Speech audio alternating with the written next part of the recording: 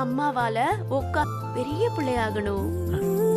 நீ வளர்ந்ததுக்கு அப்புறம் இன்றைக்கான எபிசோடில் முத்தில் கரெக்டாக அந்த தீர்த்தத்தை குடிக்கும்போது அந்த தேங்காய் உடைக்கிற பையன் வந்து தேங்காய் உடைச்சி தேங்காய் மண்டையில் பட்டு அந்த தீர்த்தை வந்து தட்டி விட்டு கீழே விழுந்துருது. ஒரு வழியாக அந்த தீர்த்தத்தை குடிக்கல. அஞ்சலி வந்து அவங்க முத்தில் கூட்டிட்டு போனதுக்கப்புறம் வந்து பூசாரியாக பயங்கரமாக திட்டிக்கிட்டு இருக்காங்க. அம்மனை தவிர முடிஞ்ச நாள் வந்து பண்ண முடியாதுன்னு சொல்லி சொல்லிடுறாங்க. முத்தலுக்கு அதே மாதிரி போயிட்டு இருக்கும்போது மயக்கம் போட்டு விழுந்துடுறாங்க. பூமி தான் வந்து கூடயே போய் ஹாஸ்பிட்டலுக்கு வந்து கூட்டிகிட்டு போகிறாங்க.